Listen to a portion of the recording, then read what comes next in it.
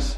Hoy tenemos con nosotros a Agustín García Inda, que viene a presentar su libro El Estado David, que es el primer libro de la colección Civismo con Unión Editorial. Agustín, aquí presente, es administrador civil del Estado, es licenciado en Derecho y doctor en Sociología, además de profesor de Derecho Constitucional en la Universidad de Zaragoza. Agustín, bienvenido, muchísimas gracias por estar aquí. Pues muchísimas gracias a vosotros, a vuestra disposición. Empecemos por lo primero, por el título. ¿Qué es el Estado David, Agustín? Bueno, el Estado David es el resumen, digamos, en esas palabras, de todo lo que significa el libro de un nuevo Estado más ágil, más dinámico, más pequeño, pero más fuerte, en contraposición a lo que sería un Estado Goliat, un Estado elefantiásico, lleno de estructuras, que apenas se mueve. Esa es la metáfora, digamos, el nombre metáfora de lo que va a ser el libro, junto con las 3 S, que es la aportación, la solución para cómo pasar de ese Estado Goliat a ese Estado David. Y es una solución, o una propuesta de solución muy minuciosa. O sea, quiero transmitir también que el libro no tiene desperdicio, explica con todo lujo de detalles cómo funciona la administración pública, imagino que fruto de tu experiencia, ¿no? Tu trabajo allí. Es casi un manual en muchos aspectos y no obvia, aunque tampoco se centra necesariamente en cuestiones normativas, me parece. De hecho, comentábamos antes que quizá deja el argumento más normativo casi al final.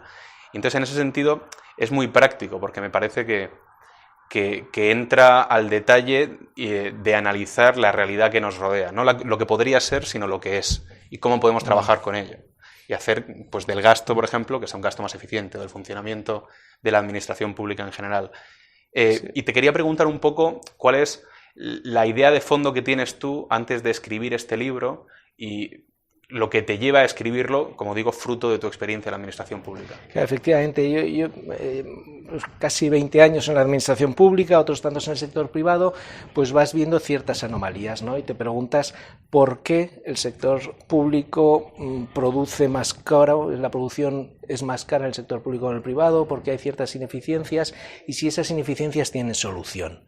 Entonces, bien, te preguntas el qué pasa, el por qué pasa, cuáles son las consecuencias, pero también, como decías, es práctico porque quiero, digamos, no todo es pesimismo, quiero, digamos, algo de optimismo, decir, bueno, esto tiene solución, y entonces aporto el cómo cambiar, aporto unas soluciones que yo creo, fruto de esa experiencia, que se resumirán, que luego si quieres hablaremos, que se resumen en esas 3 S, ¿no? Para cambiar la situación, porque, digamos, la ineficiencia es inevitable en la administración, es inevitable, es sistémica, y entonces la solución va a ser que haga menos, dejar, digamos, que sea la sociedad, el principio de subsidiariedad, que entidades menores, familias, el tercer sector haga más cosas en lugar de hacerlas el Estado. Y el Estado, lógicamente, pues tendrá que hacer cosas y podrá incurrir en ineficiencias. Imaginemos, por vertebración del territorio, que el Estado tenga que asegurar, cuando hablo de Estado me refiero a todo el sector público, tenga que asegurar transporte en pequeños municipios. Yo que vivo cerca del Pirineo, pues tiene que hacerlo, y eso será ineficiente, pero tiene que hacerlo. Entonces, pero todo el resto de cosas, pues a lo mejor que pueda hacer el sector privado, que pueda hacer las empresas, los ciudadanos, pues dejarlo a ellos. Pero claro, ¿cuál es la justa dimensión del Estado, ¿no? Que es una pregunta clásica para los liberales clásicos, ¿no? Claro, el Estado existe, el Estado tiende casi, ¿no? Exclusivamente a crecer. ¿Cuál es la justa medida, por así decirlo? Bueno, esa es la gran pregunta, la gran pregunta antes de que apareciera, como se dice ahí en palabras de otros autores, la democracia buffet moderna, ¿no? De coma usted todo lo que quiera. Ha habido un aumento de prestaciones objetivo. Lógicamente cada vez hay más cosas, pues desde gatotecas, ¿ves? Así cosas curiosas, a este verano ayuntamientos que acompañaban a las chicas a sus casas, o sea, vamos inventando todo tipo de prestaciones. Y hay también un aumento subjetivo, cada vez hay, digamos, se tiende al principio de universalidad, que todo el mundo reciba las prestaciones, y hay un aumento de población, precisamente sobre todo en la tercera edad, que aumenta el gasto en lo que más supone al Estado, que es sanidad y pensiones. Y al mismo tiempo, perdona, porque estamos hablando de cómo se ensancha el Estado de las prestaciones, al mismo tiempo hay una disminución de la capacidad de soportar todo ello. Fíjate, ahora en España, por tema de la pandemia y la situación en la que estamos, solo quedan 14 millones de asalariados y autónomos. El resto, entre el cual también están los 3 millones de funcionarios, ciertamente, pero todo el resto viven de esos 14 millones o del Estado. ¿Cómo se aguanta esto? Es imposible de soportar, claro, tenemos que ir a la deuda, ¿no? A la deuda. Y yo quiero señalar una cosa, que antes la deuda era para temas de inversión, ¿no? Cuando dices, voy a hacer un tren, voy a hacer una carretera, cosas que puedan servir a las generaciones futuras. Pero ahora la deuda está para pagar la nómina del fin de mes de los funcionarios, para pagar cosas del día a día. Y claro, eso lleva a un conflicto intergeneracional importante. A eso es a lo que vamos, y el Estado se ha ensanchado y hay que hacerlo de otra forma. No podemos hacerlo de la misma forma porque la democracia se consume, ¿no? Es la democracia, el Estado, las finanzas, todo se va a consumir. Ahora volveremos a estas cuestiones, sí, entre otras también a la situación actual, ¿no? La pandemia del coronavirus, etcétera, y cómo podemos lidiar con todo este asunto o fracasar estrepitosamente en el intento. Pero volvamos a la cuestión de la eficiencia, que me parece muy interesante. Cuando hablas de eficiencia, tú te centras en 3 puntos fundamentales, que llamas las ajenidades, las duplicidades y los retardos. Háblanos un poco de estas 3 cuestiones dentro de la administración pública o en el funcionamiento de la administración.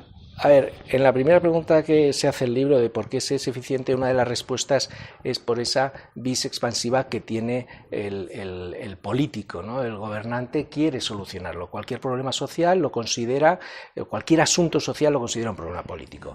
Y entonces quiere dar soluciones e incurre en estas 3 cuestiones. Las ajenidades es cuando hace algo que no tiene por qué hacer el Estado, que puede hacer pues las familias, el sector privado, y las duplicidades es cuando hace cosas que ya están haciendo otros. Por ejemplo, recuerdo una compañera de trabajo que me decía, no, es que escuelas de infantil tiene que haber porque si no en mi pueblo no habría.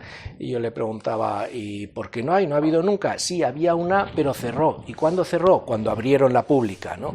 Va expulsando el sector público al sector privado, deja de hacer cosas que puede hacer o bien el sector privado o bien el sector público. Ejemplo, los defensores del pueblo autonómicos, que ya tenemos un defensor del pueblo de ámbito nacional completo, bueno, pues creamos más figuras, ¿no? Entonces vamos generando duplicidades. Todo eso es una ineficacia de origen, que a lo mejor está muy bien hecho y es muy eficaz el defensor del pueblo, o es muy eficaz la tarjeta sanitaria, ¿no? Porque se gestiona muy bien, pero a lo mejor podría desaparecer y no pasaría nada, lo que es la tarjeta, lo que es el defensor del pueblo. Esas son las duplicidades.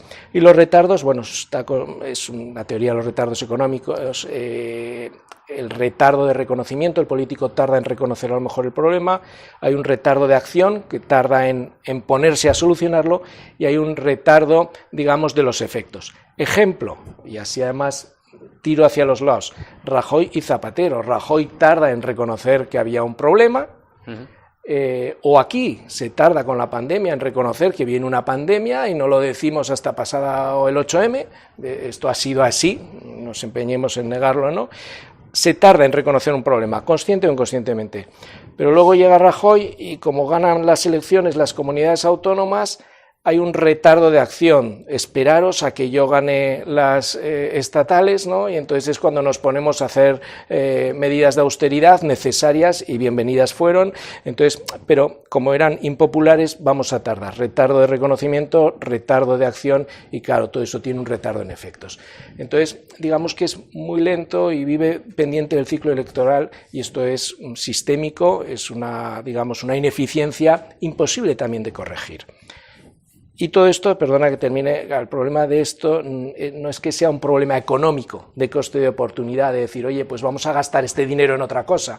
Es también un problema sociopolítico, por todas las malas consecuencias del problema de la subsidiariedad, y es un problema de justicia, porque una sociedad que despilfarra recursos no es una sociedad justa. Pues ese es un poco también el fondo del libro. Vuelves al concepto de subsidiariedad, que es tan poco conocido, yo diría, en Europa continental. Latinoamérica lo tienen un poco más claro, en los sitios en donde lo tienen claro, y yo creo que por herencia también de Estados Unidos. Y yo creo que, de hecho, el primero de estos términos, de estas cuestiones que hacen referencia a la eficiencia, la ajenidad, realmente bebe de ese principio de subsidiariedad. Lo que pasa es que el principio de subsidiariedad ese tener al Estado o a lo público, ¿no?, por denominarlo de alguna manera, como última ratio y entrar en todo aquello en lo que otros actores no pueden entrar, pues el mercado entre otros, ¿no?, la sociedad civil en su conjunto, ¿No crees tú que obedece a esas cuestiones normativas por las que yo creo que explícitamente pretendes pasar de puntillas al inicio del libro para entrar directamente en cuestiones de política práctica? Bueno, a ver... Ese análisis de qué entra o sea, hasta dónde llega el Estado y dónde debe quedarse en casa, porque hay otros actores que pueden suplir. Yo creo, te lo voy a poner con un ejemplo, yo creo que nos hemos confundido, un ejemplo del Estado Goliat. Y ahora el Estado, una empresa del IBEX, que puede hacer un daño sistémico, es auditada por una empresa privada. Y sin embargo, para abrir una peluquería de barrio necesitas no sé cuántos permisos, te puede venir el inspector de consumo, el inspector de sanidad, ahí está. Eso si el Estado es capaz de dejar en manos privadas, de no meterse ajenidad, y tendrá fallos, por supuesto, habrá fallos, habrá alguna vez saldrá una auditoría mala, pero en general eso funciona. Si es capaz de hacerlo así, ¿por qué tiene que estar tan presente en pequeñas cosas que también podría dejar que se autorregulase todos los empresarios, el sector privado? No tiene sentido esto. Digamos que el profesor de violín tenga que ser un funcionario, que el profesor de ruso en una escuela oficial de idiomas tenga que ser un funcionario, y sin embargo para grandes temas como el que digo de auditar una empresa IBEX podemos dejarlo en manos privadas. Tenemos que dejar más el sector. ¿Cuántas academias de idiomas abrirían si se cerrasen las escuelas oficiales de idiomas y que el Estado se dedicase pues, a dar becas si quiere potenciar algo? Pero, digamos, el resumen, es que el Estado, los gobiernos tienen que llevar el timón, pero dejar que sea la sociedad la que reme. Eso es el principio de subsidiariedad, ¿no? Deja que la sociedad, las familias, según qué nivel, qué responsabilidad, asuman su responsabilidad y el Estado se limite a garantizar, a llevar el timón, a ordenar la sociedad, pero no a remar, ¿no? Esto está en los textos europeos, en la doctrina social de la Iglesia. El principio de subsidiariedad está ampliamente reconocido, pero lo olvidamos. Queremos hacerlo todo el gobierno para ponernos medallas, y eso lleva a la ineficiencia. Y hablando de que lo hemos olvidado, ¿no? Este estado de bienestar siempre en expansión sucede en España, pero también sucede en el resto del mundo, incluso en aquellos países de corte anglosajón, ¿no? donde históricamente se han caracterizado por la gran sociedad, ¿no? en contraposición al gran Estado, por así decirlo, o a lo público. Pero vayamos a España. España es un Estado social y democrático de derecho. Entonces, ¿qué ha pasado con el sistema de bienestar, con el estado de bienestar en España en la última década? ¿Y qué previsiones de futuro podemos trazar? Aunque esto no lo incluye el libro, que es un libro pre-COVID, ¿no? Pero yo aprovecho para preguntarte al hilo de lo que está sucediendo ahora. A ver, yo creo donde se vuelve a hablar, perdón Agustín que te interrumpa, sí, de nuevos pactos de Estado, de blindar ciertas partidas presupuestarias para, pues eso, una vez más, blindar quizás los principales pilares del estado de bienestar, ¿no? La educación, las pensiones, la sanidad, etcétera. A ver, yo vuelvo a lo que decías, hablabas de un Estado social, pero claro, un Estado social tiene que ser también un Estado socialmente responsable, ¿no? Yo pregunto, y en el libro me pregunto, ¿es socialmente responsable una sociedad que asegura prestaciones a las generaciones actuales, pero está poniendo en riesgo las prestaciones a las futuras generaciones? Evidentemente la respuesta es que no. Y esa es la clave también, esa es una de las preguntas claves que motivan el libro, ¿no? Que es la sostenibilidad. Vale, tenemos ahora un problema grave, que es la pandemia, tenemos que solucionar, el Estado aquí sí que tiene, en estos momentos es cuando se justifica toda su acción del Estado, tiene que conseguir solucionar este problema actual y que la maquinaria, el crecimiento, todo vuelva a funcionar. Entonces, para eso, claro, por un lado no hemos hecho los deberes, ha llegado un Estado Goliat, que de repente muchas instituciones, autonomías, no se ponen de acuerdo, es el gran jaleo, no es capaz de actuar de forma segura. Por otro lado, tampoco tiene fondos, hemos llegado sin ahorros, con una deuda y un déficit estrepitoso, y tenemos que ir a pedir a los vecinos del norte y encima con exigencias. Claro, pues lógicamente nos dicen, oye, a ver cómo vais a gastar el dinero. Es decir, es el Estado Goliat el que ha llegado, no ha llegado. Otro ejemplo, las ayudas del SEPE, pues también complicada, ¿qué gestión se está dando? También para las ayudas que nos van a dar de Europa tenemos que pedir, a empresas que nos ayuden a gastar ese dinero. Ese es el Estado Goliat. Pero efectivamente ahora tenemos una situación y hay que salir y tenemos un conflicto intergeneracional importante. Y entonces es verdad que va a haber que blindar partidas, pero va a tener que recortarse en otros. Yo todavía no he oído a nadie hablar de cómo vamos a ahorrar, cómo vamos a cambiar nuestra visión de las finanzas. Y sigo oyendo algo que es extremadamente dañino, que es otro de los factores de ineficiencia, que es la visión cuantitativa en el éxito de las políticas públicas. Es decir, algo tiene éxito si gasto mucho. Y lo importante no es cuánto gasto, sino cómo gasto. Y aquí estamos presumiendo de que subimos el techo de gasto, de que vamos a gastar más que nunca, de que hay que subir el gasto en educación, en sanidad, etcétera, cuando lo importante es cómo se gasta. Y a lo mejor hay otra forma de hacer las cosas. Y lo que se tiende es a hacer lo mismo gastando más. Y eso va a aumentar el conflicto intergeneracional. Bueno, ¿cómo se gasta? Y una pregunta anterior, que es la normativa, es si se gasta. Antes de cómo se gasta. ¿Se debe gastar o no se debe gastar? Que esto es, entre otras cosas, lo que hicieron los tecnócratas al final de la autarquía. Es decir, entre otros, Mariano Navarro Rubio, por ejemplo, con el plan de estabilización, lo que hacen es despresupuestar. Es decir, vamos a partir de la base de que nada de lo que está en los presupuestos, que ahora se prorrogan alegremente con adicionales partidas de gasto, nada es imprescindible. Y vamos a realizar un análisis profundo, un examen de conciencia de si estas partidas de gasto tienen su razón de ser o no. Entre otras cosas, pasando el filtro, por así decirlo, la navaja, ¿no?, del principio de subsidiariedad. Esto sería un argumento mucho más sano y conduciría, sin dudas, a mayor eficiencia también en el gasto. Una vez decidido que se ha de gastar, corresponde, ¿no?, acometer la pregunta de cómo gastarlo, ¿no?, cuándo gastarlo. Pues hablamos mucho de brecha intergeneracional. Esto es completamente cierto. De hecho, los que deberían estar manifestándose ante las puertas del Congreso, yo creo que son los de mi generación, ¿no? No los jubilados. Lo que pasa es que no se transmite ese mensaje, sino que esto es una bola, ¿no?, que se va haciendo cada vez más grande y ya la pagará alguien, ¿no? Ya explotará esa burbuja. Ahora hablaremos de burbujas.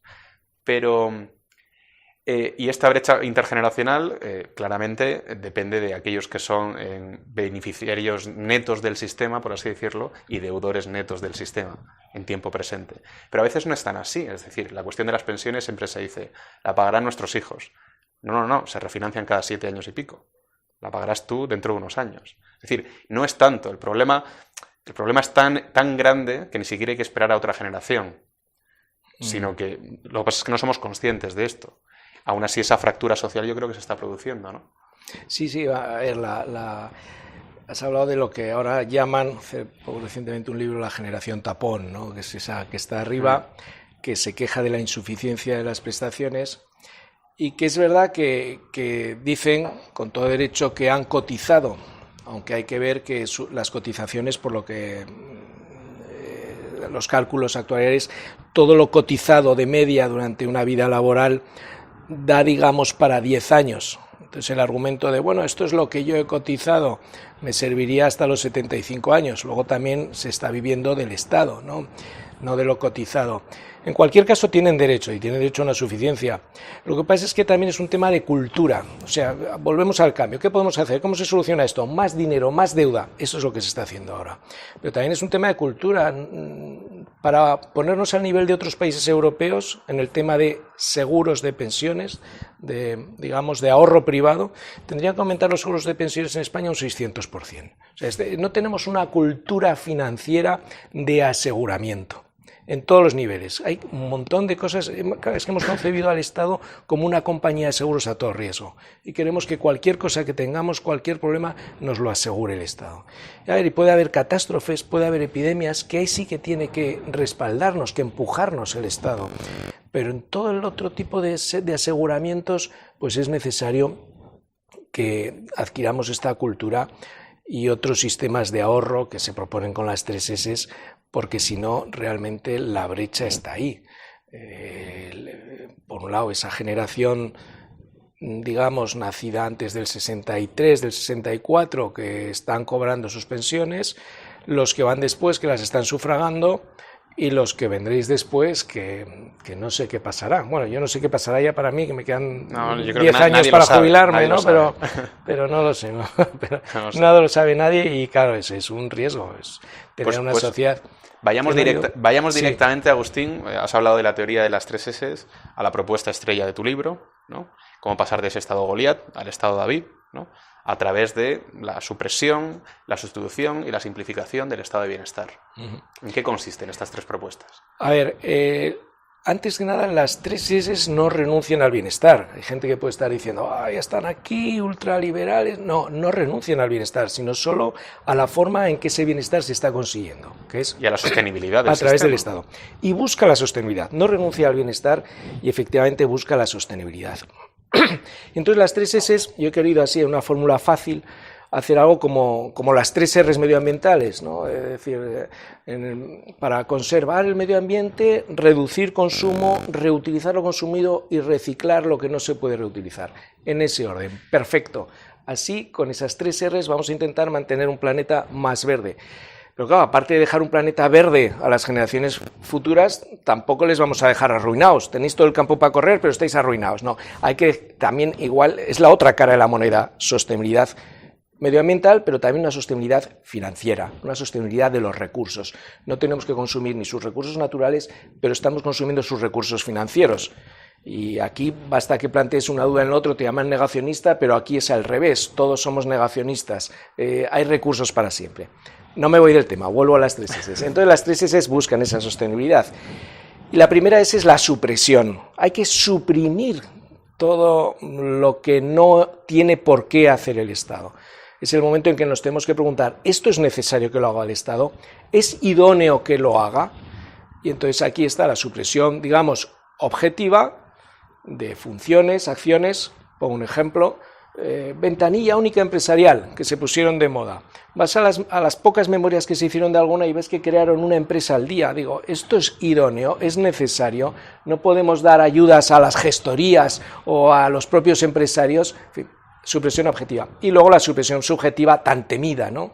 ¿Es necesario que haya esas figuras de defensor del pueblo, que haya 90 observatorios que siguen vivos después del informe Cora? En fin, podemos citar un montón de ejemplos. Suprimamos todo eso, lo que decía las ineficiencias de origen. Pero bueno, vamos a ver que haya algo en el que sí que tenga que intervenir el Estado. Entonces entra la segunda S, sustitución. Y aquí hay un decálogo de cuestiones. La primera sustitución sería, oye, es mejor siempre regular antes que financiar. Si algo lo puedes conseguir regulando, como el Estado prestador, regulemos. Pero bueno, puede ser que no sea posible regular, que haya que financiar. Entonces, financiar antes que gestionar. Si puedes arreglar algo financiando, no se ponga el Estado a gestionar, no reme el Estado, simplemente que garantice. Y aquí, dentro de la financiación, tenemos varias posibilidades. Es mucho mejor desgravar que subvencionar. En España tiramos hacia las subvenciones porque así hay clientelismo, etcétera. No, la desgravación realmente apunta a quien lo necesita. Es mejor también financiar la demanda que la oferta. Aquí hablaríamos del cheque escolar, del cheque universitario, que aumentaría la calidad. Esa es una sustitución muy importante. Es mejor también sustituir la gratuidad por precio. Podríamos hablar de los copagos tan temidos. Claro, aquí intentas poner un copago como hay en los países nórdicos y ya te hablan de que estás desmantelando el sistema de bienestar. Pero el copago es necesario, aumenta la eficacia, la eficiencia en el gasto farmacéutico, en el gasto sanitario, etcétera. También, en línea con sustituir el precio por la gratuidad, habría que sustituir la universalidad por la residualidad, ir a las capas de población que realmente necesitan la ayuda, no extenderla a toda la población.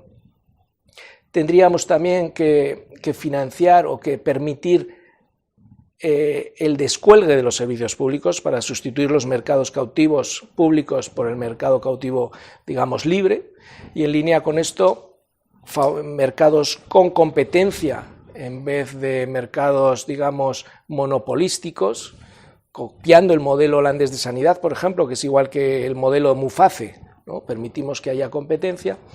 Y ya si con todas estas fórmulas de financiación decimos, bueno, no, pero es que el Estado necesita gestionar, pues entonces aquí vendría, digamos, la noveno mandamiento del catálogo de la sustitución, que sería sustituye la gestión directa por gestión indirecta, a través de múltiples fórmulas que hay que puedes encargar al sector privado. Y luego se añade un último punto, que es la coproducción, la ikeización que dice Parrado de la administración. Intentemos, digamos, que haya tareas que se hagan conjuntamente entre la administración y el ciudadano. Y ya cuando no hemos podido suprimir ni sustituir y ya es el Estado el que tiene que hacer la propia gestión directa, es cuando se abre la tercera S, y aquí, que es la simplificación. Y aquí solo un punto, porque yo he consultado programas electorales de todos los partidos desde hace décadas y todos abogan por la simplificación administrativa, pero ninguno dice nada de la supresión ni de la sustitución. Es decir, empiezan por el final, y es importante saber que esto tiene que ser ordenado. O sea, no te pongas a simplificar algo que puede funcionar. Ponía antes el ejemplo, el DNI pues funciona muy bien, vas, te lo haces, ya te lo dan, ¿no? Y dices, qué simplificación, qué bien está hecho. Pero claro, a lo mejor si ya tienes el carnet de conducir, podría suprimirse los 600.000 DNIs que se hacen al año y que cuestan tanto. En fin, hay múltiples cosas que no dejan los gobiernos que se hagan pues mejor el statu quo y no meterse. O la tarjeta sanitaria que te ponía antes de ejemplo, es que te llega al correo, por lo menos en Aragón, funciona fenomenal, ¿no? Y encima se encarga una empresa privada, o sea, ahí hemos sustituido y hemos simplificado, pero a lo mejor es suprimible, con estar en una base de datos e ir con tu DNI, ya te localizan en el centro de salud. Entonces, hay tantas pequeñas cosas y grandes, si hablamos luego de las grandes, que ahorraríamos muchísimo al Estado y podríamos, desde luego, ser más sostenibles. Pues hablemos de alguna de las grandes, pero antes vayamos a una cuestión un poco polémica, pero de la que yo creo que siempre tenemos que aprovechar y hablar de ella, ¿no? Dentro de tu decálogo de la sustitución has hablado de que se debe ir a aquellas capas de la población o a aquellas personas que verdaderamente lo necesitan. Y esto enlaza muy bien con la cuestión de la desigualdad y la pobreza, a la que dedicas también un subepígrafe en tu libro.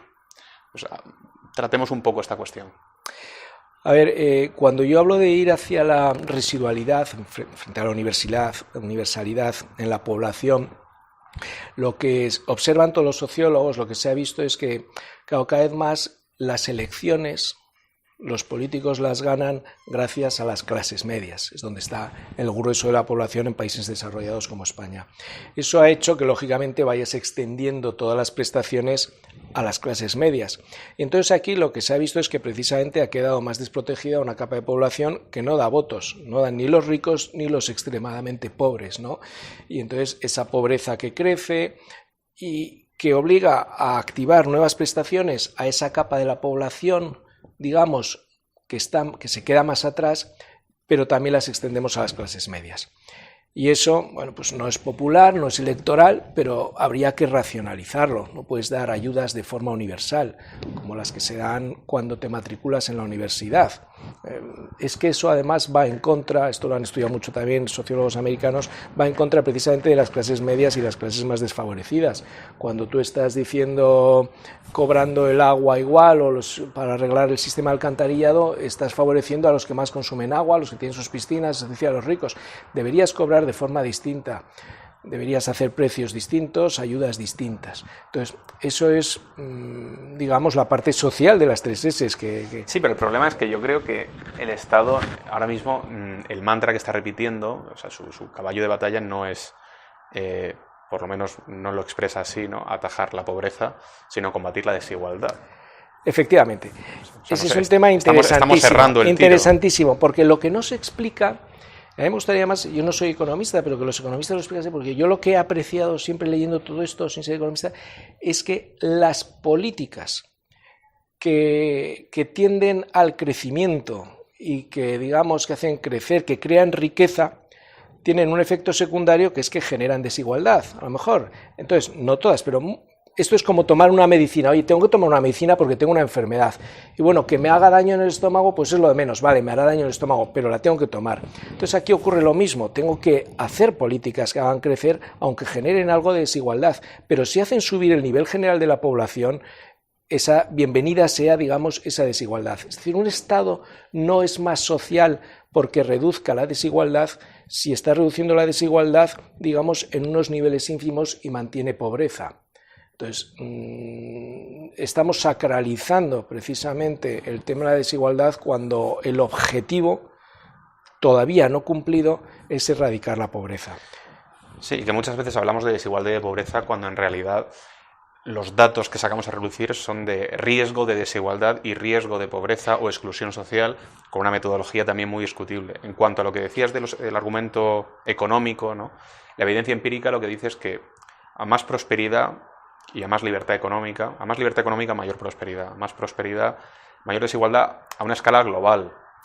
A una escala global, pero dentro de cada país lo normal es que toda la población suba en su conjunto. La desigualdad no se aprecia tanto. Y desde luego la pobreza, lo que está sucediendo en este último cuarto del siglo XX y comienzo del siglo XXI, es que se ha reducido drásticamente. Efectivamente, es así. Esas políticas reducen la desigualdad. Y quizás se hubiese entendido mejor mi argumento anterior si lo hubiese dicho al revés. Es decir, las políticas que tienden a reducir la desigualdad tienen un efecto secundario, que es que reducen la creación de riqueza y el crecimiento. Y eso a la larga, bueno, pues estarás reduciendo a lo mejor la desigualdad, pero a la larga estás llevando, digamos, la franja hacia abajo, hacia unas capas más de pobreza, y se va introduciendo la pobreza. Entonces, efectivamente, es como tú dices, se ha visto que a partir de cierto nivel de gasto, desde luego, las políticas, los estados, digamos, que tienen políticas económicas más liberales, allí el crecimiento es mayor. Lo que se dice en el libro, siguiendo a otros autores, a Novak, a otros, es que el capitalismo, incluso el socialismo, el capitalismo y el socialismo no son malos per se. Lo importante es ver los efectos que producen esas políticas, y entonces cuando nos damos cuenta de qué políticas conducen a la creación de empleo, conducen a la creación de riqueza y por lo tanto a la sostenibilidad del sistema, y qué otras conducen al asistencialismo que termina, digamos, en generando pobreza. Esa es, digamos, la conclusión de este apartado, ¿no? Porque, claro, nos planteamos quién no se amedrenta ante las bolsas de pobreza, ante situaciones de desigualdad, ante crisis, pero digamos que la clave está en las instituciones, en pues, qué países mantienen la propiedad privada, la separación de poderes, y con esas instituciones se puede crear riqueza. Y esas, digamos, esas instituciones inclusivas, ¿no?, se permiten más en democracias liberales que en otro tipo de estados más intervencionistas. Y recordemos siempre algo que puede parecer un tópico, pero eso no lo hace menos cierto, y es que ese afán por el igualitarismo, si se quiere, ¿no?, por eliminar todo tipo de desigualdad, en este caso nos referimos especialmente a la desigualdad económica, especialmente cuando viene, ¿no?, desde arriba, desde el Estado y sus instituciones, difícilmente va a convertir a toda la sociedad en gente rica, ¿no? Lo normal es que si uno quiere igualar, inevitablemente acaba igualando a la baja, porque este intervencionismo, como dices tú, lo normal es que conduzca a un menor crecimiento económico o a una mayor pobreza. Efectivamente, el asunto de la desigualdad podemos vencerlo de dos formas. Podemos vencerlo desde aspectos normativos, generemos igualdad de oportunidades, justicia, digamos, criterios suficientistas, que haya suficiente para todos, pero a partir de ahí igualdad de oportunidades legal o forzar el igualitarismo mediante medidas que fuerzan, digamos, una redistribución de la renta excesiva y el asistencialismo en muchas capas de la población. Eso a la larga generará pobreza e insatisfacción. Y luego aparte además es que en cuanto generas unas necesidades se generan otras, y a esa, digamos, riqueza general no se puede aspirar, porque además el Estado tampoco tiene por qué generarla, ni por qué, digamos, garantizarla a toda la población. Hay que garantizar unos mínimos y a partir de ahí la igualdad de oportunidades, efectivamente. Pues acabemos con una previsión, no necesariamente una apuesta, una previsión. Estamos en 2020, ya en la recta final de 2020. España es uno de los países, el segundo país, creo, detrás de Perú, más castigado en número de muertos, proporcionalmente, y uno de los países del mundo que más ha sufrido el impacto económico de la pandemia. Esto, lo normal en este país nuestro, en el que nos ha tocado vivir, es que conduzca a un llamamiento a redoblar la apuesta, ¿no?, a gastar más, como dices tú, no en si se ha de gastar o cómo hay que gastar el dinero, sino en gastar más. ¿Qué previsiones tienes tú en cuanto al futuro inmediato, por lo menos, del estado de bienestar español?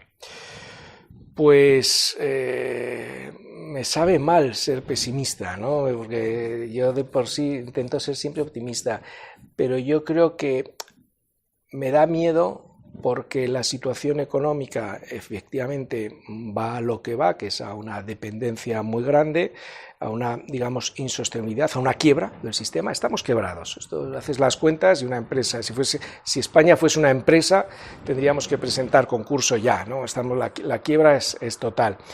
Lo que pasa es que me da miedo porque políticamente puede haber incluso intereses en que esto suceda para, digamos, a río revuelto ganancia de pescadores y abonar una situación catastrófica precisamente para proponer y para realizar cambios políticos e institucionales que algunos partidos, los que están ahora en el poder, esa es mi opinión, pues pueden pretender. Entonces me da miedo por eso, porque solución hay. La solución, digamos, optimista, y es la que yo espero, es que nos rescaten. Es decir, susto o muerte, ¿no?